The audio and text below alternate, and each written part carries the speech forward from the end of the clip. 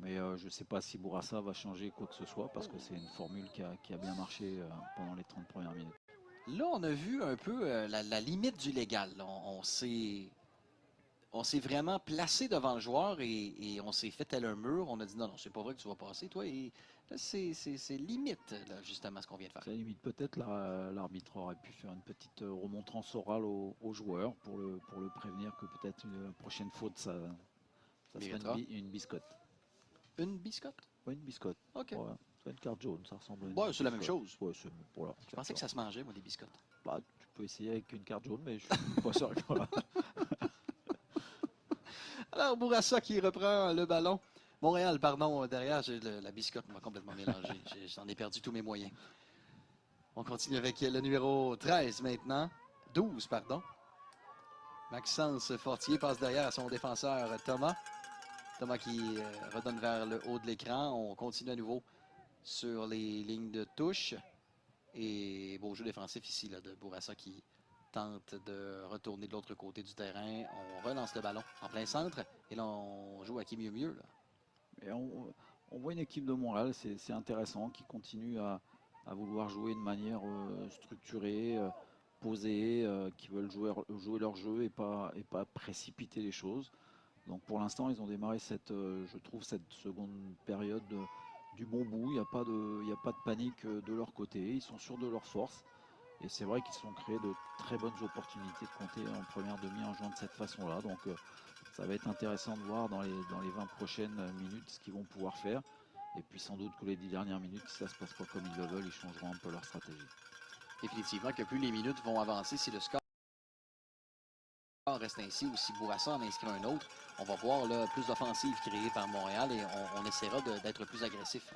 Vraisemblablement qu'on essaiera d'aller plus vite vers l'avant avec son lot d'incertitudes quand on joue comme ça, mais ce sera voilà, un changement de perspective et de manière de faire de la part de Montréal. Mais pour l'instant, ils jouent leur jeu et puis c'est eux qui ont quand même la maîtrise du jeu en termes de temps de possession. C'est quand même Montréal qui l'a plus. Mais Bourassa, comme tu l'as dit, il y a beaucoup d'agressivité dans le bon sens du terme pour récupérer le ballon rapidement et pas laisser les Montréalais développer leur jeu. Et là, on parlait d'agressivité. Pendant ce temps-là, on a vu justement les trois joueurs s'en prendre pour le ballon, mais de façon tout à fait légale. L'officiel n'a pas jugé bon là, de donner quelconque remontrance ici. Bon, passe très, très loin du destinataire. Hein. Le courriel ne s'est pas rendu, comme on dirait. Exactement. Et voilà, donc Montréal qui reprend le ballon. Bourassa, pardon, qui reprend le ballon avec une touche dans leur propre territoire. Mais on Bourassa qui met beaucoup de densité de joueurs du côté où est le ballon. Donc quand Montréal a le ballon sur le côté droit, Bourassa va mettre beaucoup de monde sur leur côté gauche pour contrecarrer l'attaque des Montréalais. Mais ça a une bonne chose, c'est qu'ils peuvent récupérer le ballon. Maintenant, si Montréal a cette capacité à sortir de cette zone-là, où il y a beaucoup de joueurs pour aller à l'opposé, où il y en a nettement moins, c'est là, je pense, où Bourassa sera peut-être vulnérable. Parce que pour l'instant, ils sont quand même bien organisés, mais ils laissent un côté opposé au ballon qui est très libre de joueurs et donc qui est leur point faible et que Montréal pourrait peut-être exploiter de manière plus fréquente. On voit, là, moi, ce qui me marque à chaque fois de ces matchs-là, on parle de U15, U14 actuellement, ce sont les qualités techniques des joueurs à un si jeune âge, c'est du 13 ans qu'on voit actuellement, et ces joueurs-là sont bons, rapides, confiants et surtout possèdent des qualités techniques là, qui sont remarquables qu'on peut voir, qu'on peut assister. On admire un beau show, un beau spectacle actuellement. Exactement, puis c'est vrai que quand on a un terrain aussi synthétique comme ça, un bon terrain synthétique qui permet aux qualités techniques de s'exprimer, bah c'est superbe. Et puis c'est aussi tout à l'honneur des clubs et des sports-études qui travaillent avec ces jeunes-là, même si eux, ils vont découvrir, ou certains, quelques-uns l'ont déjà découvert un peu, mais donc c'est surtout dans les clubs que le travail de base a été fait sur le plan technique. Et on voit avec deux équipes, Bourassa et Montréal, ce que ça peut donner en termes d'habilité et de maniement du ballon. On a Gabrielé là, qui tente de trouver la brèche finalement qui passe dans le centre à Guillaume.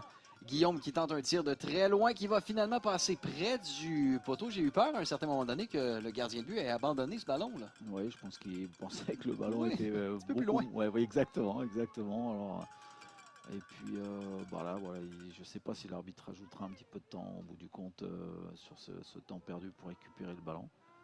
Là, j'ai vu un changement, si je ne m'abuse. Ah, peut-être alors. J'ai l'impression là, qu'on a appelé un changement. Bon, là, le gardien, le numéro 1 de Bourassa, là, c'est.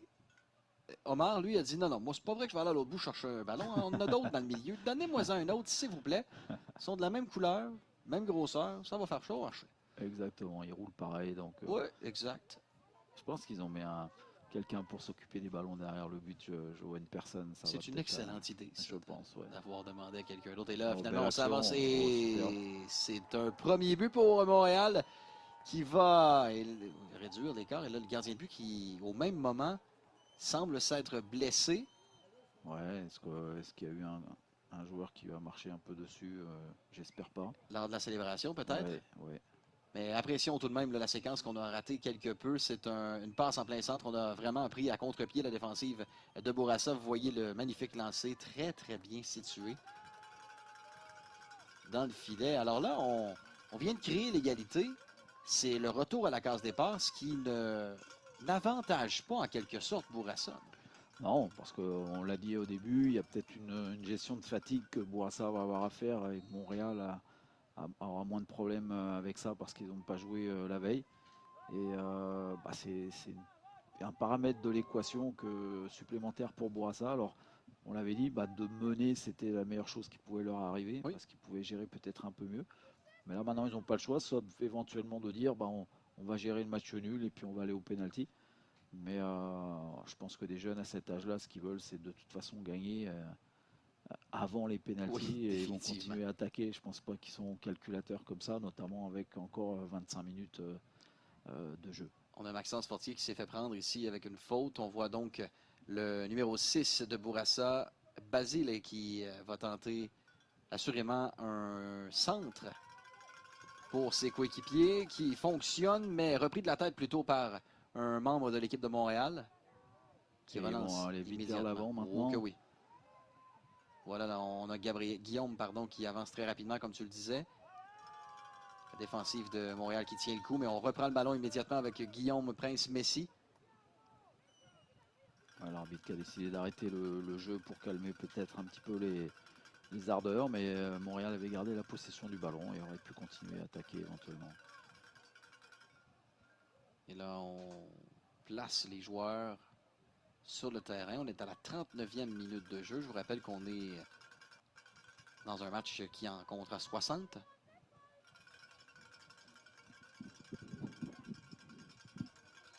Je ne vois pas ce qui se passe. Voilà, on est prêt. Je pense qu'il a calculé la distance du mur qui doit être à 9,15 m.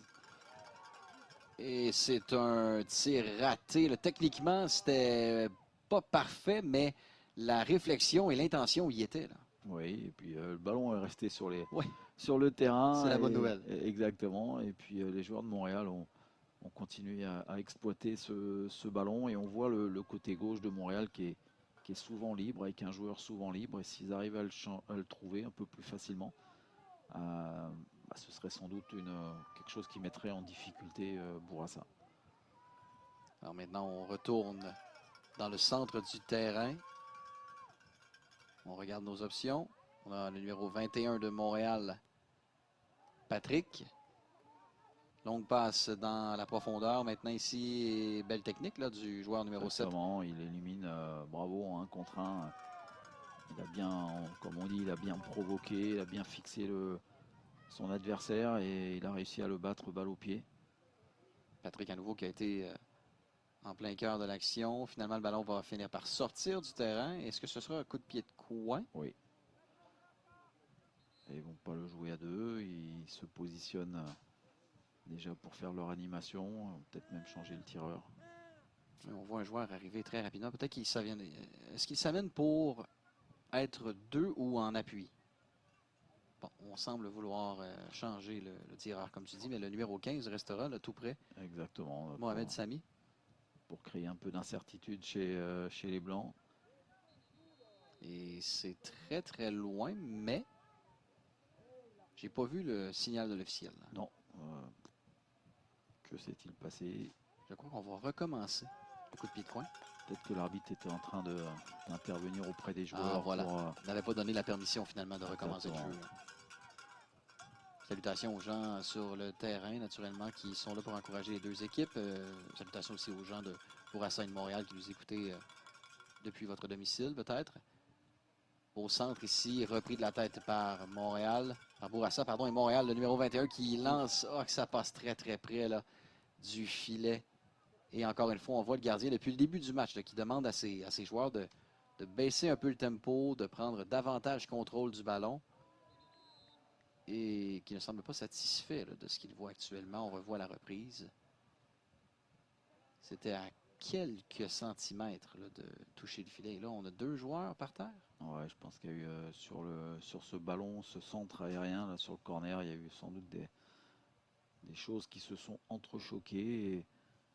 Et ces deux joueurs de Bourassa Oui, effectivement. qui sont au sol, un qui a un petit coup à la tête a priori, et puis l'autre, c'est peut-être les deux joueurs qui se sont Ça semble être télescopés. Ouais. la tête. On fait des tests 2, 1, 2, 3, 2. On souhaitait que ce soit rien de grave pour les deux. On semble vérifier le coup aussi du joueur par terre avec la thérapeute qui va assurément demander à ce que ce joueur-là sorte quelques instants du terrain. Oui, et puis on a la possibilité dans des cas comme ça où il y a un coup à la tête de faire un remplacement qui n'est Immédiat. pas immédiat et qui est temporaire, c'est-à-dire qui n'est pas comptabilisé OK. dans le nombre de remplaçants.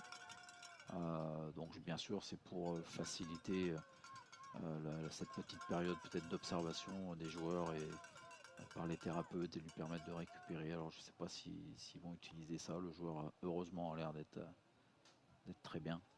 Oui, il ne faut pas oublier que la priorité pour tout le monde à l'heure actuelle, c'est la santé des jeunes. On ne mettra pas en péril la santé d'un jeune homme ou d'une jeune fille, en l'occurrence, pour une compétition ou un match là, On est d'accord. dans le cadre des Jeux. On reprend Bourassa maintenant qui est en plein centre, mais très rapidement, Montréal met de la pression. Finalement, on va ressortir le ballon qui, à nouveau, permettra à Montréal d'attaquer vers le filet de l'adversaire. C'est le numéro 8, Gabriel et Cristiano. Ça ressemble un petit peu à cette période de première mi-temps où on s'est dit Montréal va prendre facilement l'avantage et puis Bourassa est sorti de sa boîte sur un long ballon et ont marqué les premiers. Alors c'est aussi tout l'attrait de ce match-là où on a l'impression que Montréal domine très largement Bourassa en termes de possession, mais on sait que Bourassa sur un compte peut changer complètement la physionomie du match avec leur attaquant qui va très très vite devant. Définitivement. Et là, on a vu le gardien vouloir jouer rapidement, mais n'a pas permis à sa formation de contre-attaquer. En fait, c'est plutôt Montréal là, qui a mis la pression nécessaire et qui a repris le ballon. On voit le numéro 7 sur les abords du terrain, Grevic Cabella. J'espère bien le prononcer à nouveau. M'excuserez si ce n'est pas le cas. Là. Ouais, qui est très habile balle au pied, qui est très très intéressant sur ce côté gauche. Et on voit un Montréal qui alterne beaucoup plus entre la gauche et la droite, alors qu'on s'en rappelle en première mi-temps, par exemple. Toujours à la gauche. Toujours à la droite, oui, toujours à la droite, avec un gaucher qui était à la droite. Bon, moi, c'est ma gestion des émotions et de mon côté gauche et droit qu'il faut que je travaille. Un jour, je serai bon, Philippe. Bah, écoute, tu vois, déjà, quand tu arriveras à distinguer ta gauche de ta droite, voilà, c'est bien. Mais tu sais, la bonne nouvelle là-dedans, c'est que j'ai 50% des chances d'avoir la bonne réponse. Tu as raison. Si je dis gauche et que c'est droite, je ne me suis pas trompé de beaucoup. Non, puis prends pas un 6,49 juste après, quoi. Aïe, aïe, aïe, aïe, aïe. Alors voilà, on continue sur le terrain du complexe sportif Guillaume Leblanc. Bourassa là, qui voit une belle opportunité ici, quoi qu'on a été retenu, j'ai l'impression, oui, effectivement. Ouais. C'était flagrant. Et là, on va demander aux joueurs de Montréal de venir tout près. Jaune, ouais. Une biscotte. Une biscotte, exactement. Bon, c'est une deuxième. J'ai encore plus faim, là. Tu me dis biscotte x2. Et Bourassa qui devra attendre un peu là, avant de. On voulait relancer le ballon rapidement, mais on ne pourra pas le faire. Et il y a un changement, je pense que en plus va se faire. Alors, on change les joueurs de Bourassa pour le lancer, du moins.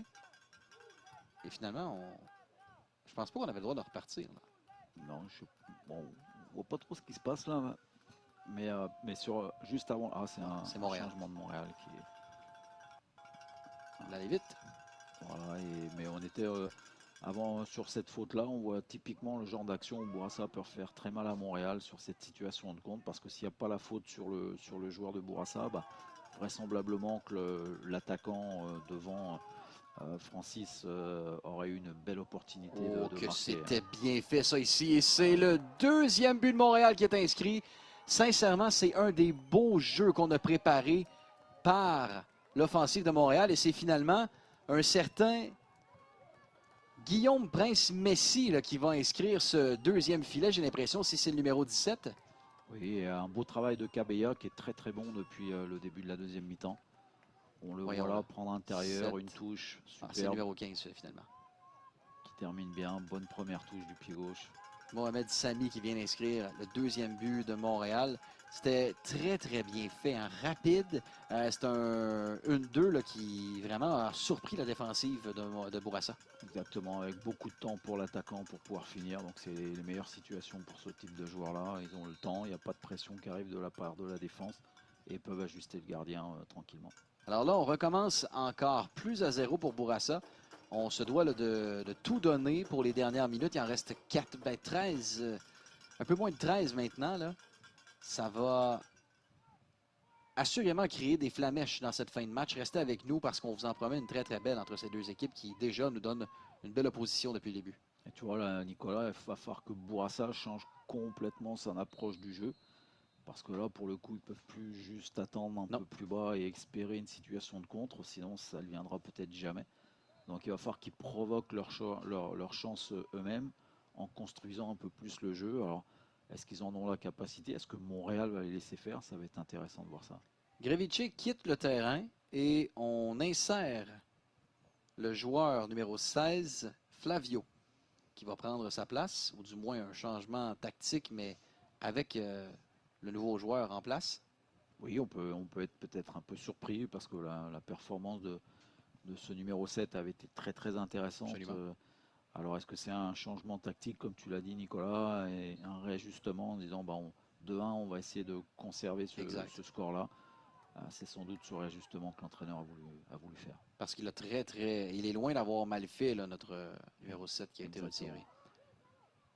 Et là, on est en plein centre du terrain ici avec Montréal qui continue d'attaquer, ne veut pas du tout décélérer, si on peut le dire ainsi.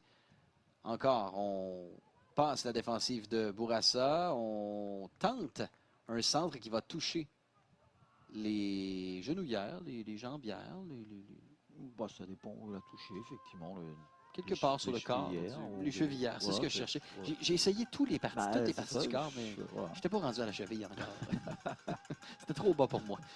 On revoit la belle séquence ici, le magnifique but inscrit il y a quelques instants par Montréal, le joueur Mohamed Sami. Un tir qui n'était pas des plus puissants, mais très bien placé. Je pense qu'il avait la bonne position, la belle vue pour voir que le trou y était. Là. Bien été par une superbe passe, bien Oui, aidé pardon, par une superbe passe et une bonne première touche qui a permis de bien enchaîner son geste technique derrière. Donc c'était très très bien exécuté. le gardien qui vient d'intercepter ce ballon et qui relance très rapidement dans le centre. On a voulu prendre la défensive là, de Montréal à contre-pied, étant donné qu'il y avait beaucoup de joueurs dans le territoire du gardien de but. Et là, c'est un tir de très très loin qui ne donne aucun problème au gardien de Bourassa. Il faut relancer rapidement là, si on veut à nouveau avoir quelques chances, parce qu'on n'a pas vu Bourassa beaucoup s'installer en territoire offensif. En deuxième demi, si je sais pas si le gardien a touché le ballon avec ses mains. Il l'a Ouais. touché une couple de fois avec les pieds, mais il me semble pas qu'il ait eu un arrêt à faire en deuxième demi pour l'instant.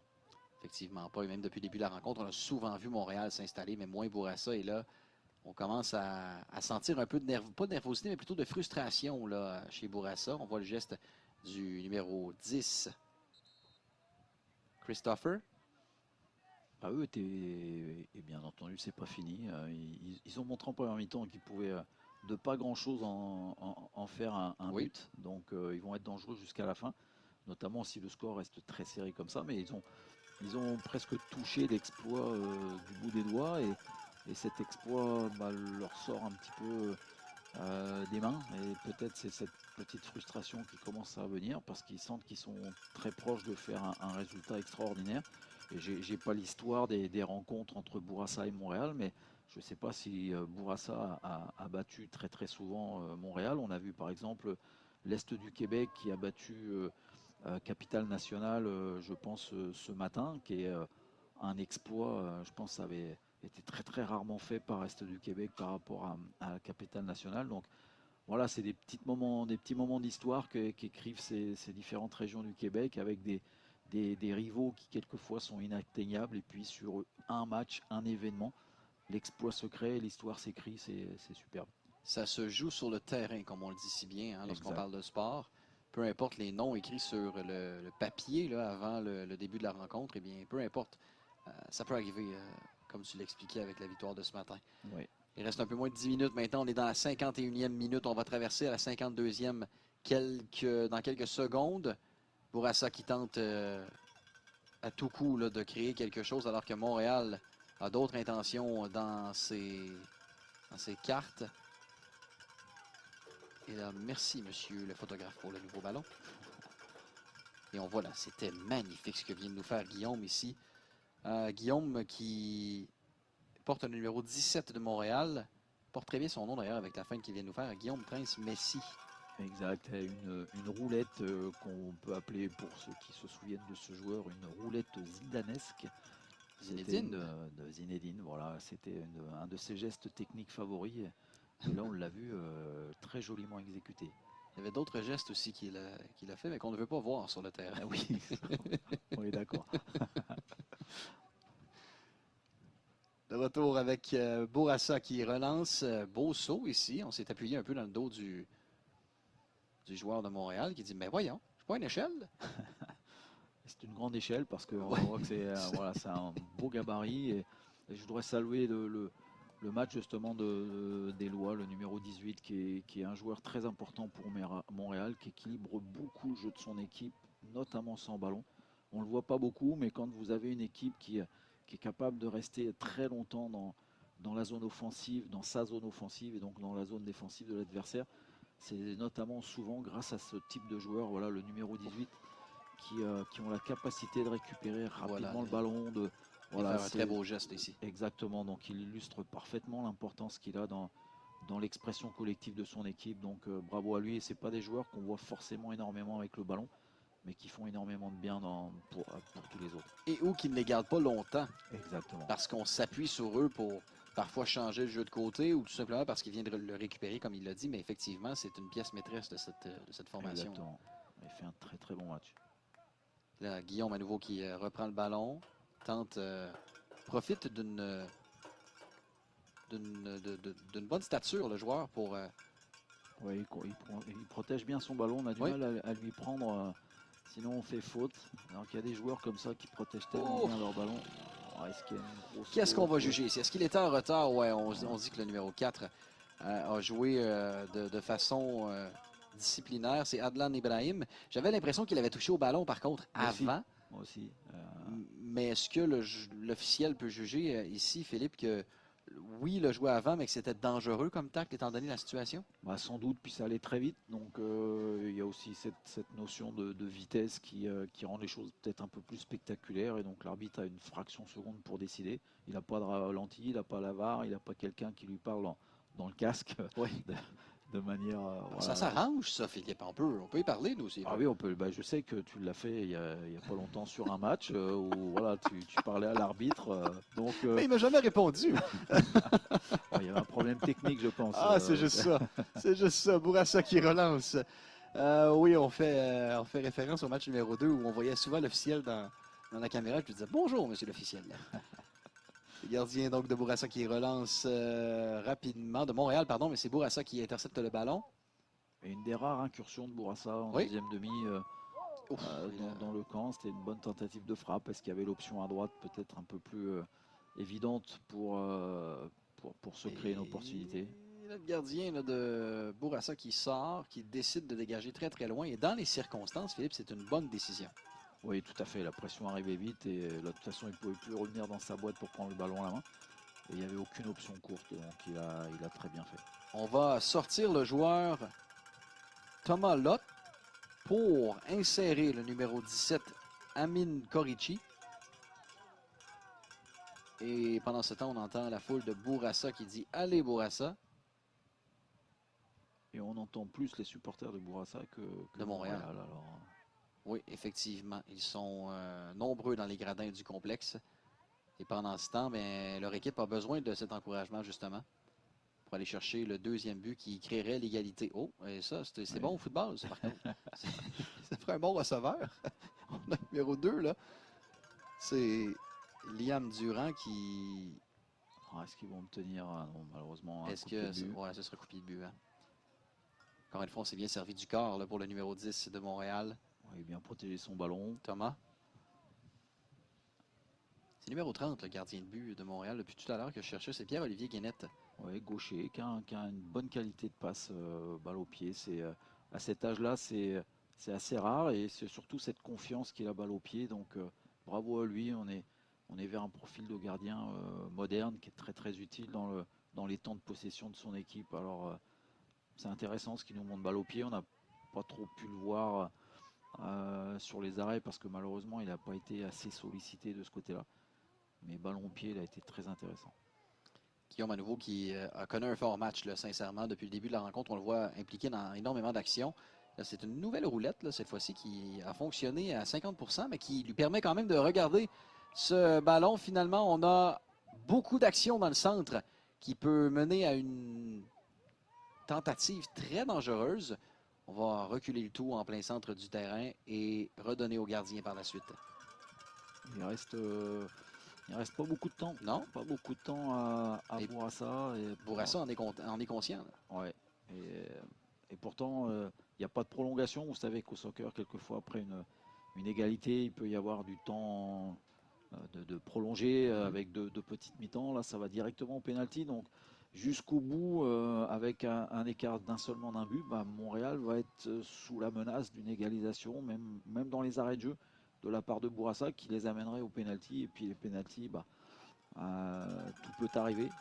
Définitivement. Maintenant, un nouveau changement, hein, Philippe. Cette fois-ci pour Montréal. On va sortir Patrick Arana-Veliz pour y insérer sur le terrain le numéro 9, Hubert Toulouse. Encore là, j'ai l'impression que ce changement tactique-là va continuer dans le sens où on veut conserver cette avance de 2-1.